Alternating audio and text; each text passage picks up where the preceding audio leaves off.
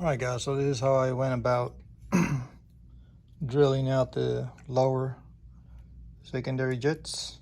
As you can see, I had to drill every single one of them. And so what I did, I started with a smaller bit, and each of these I went 15 mil until I got to this bigger size. And then I went to this bit, which is a 532, which converts over to a 3.95 mil.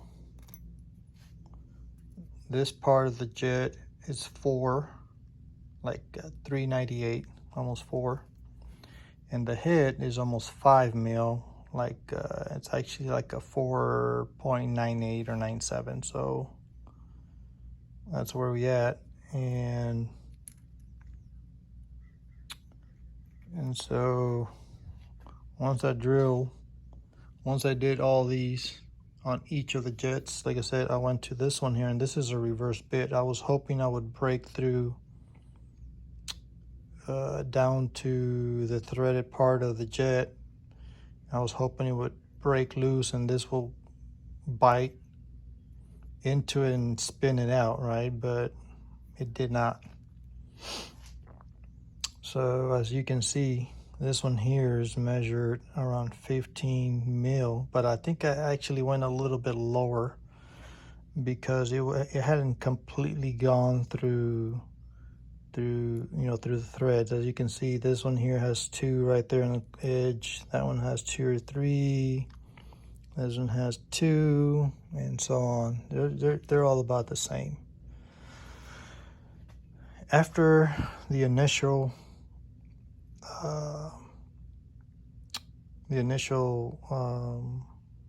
actually after the first time I used this, this over here I did with a drill. This one here I did by hand. I just wanted to have more control, and so I pretty much did it by hand until I went 15 mil in, and then I stopped, and then I flipped it over, flipped the rack over, and I used this little needle punch, and that one fits perfect in that hole. As you can see, it fits perfect on the hole, and I pretty much just tapped it really lightly.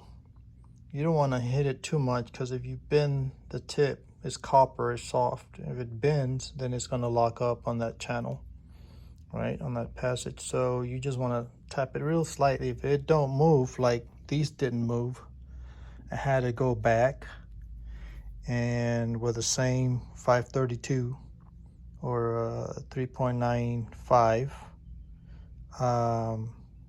reverse bit, I just kept turning it, biting, and it was cleaning out, it was cutting, and then all of a sudden it broke loose. It was just like free spinning the way it is right now. It wasn't grabbing, it wasn't biting anything anymore. So that basically told me that I had gone through the 5 mil part of the thread, right? The top head, which is 5 mils, because once you break through that, this lower part is 4 mils.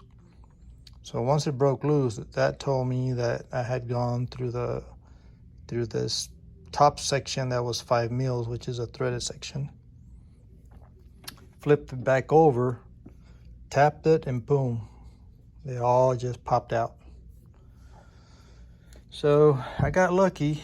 I saved this rack. I don't have to change any of that, but I did take a big risk because these lower jets were clean.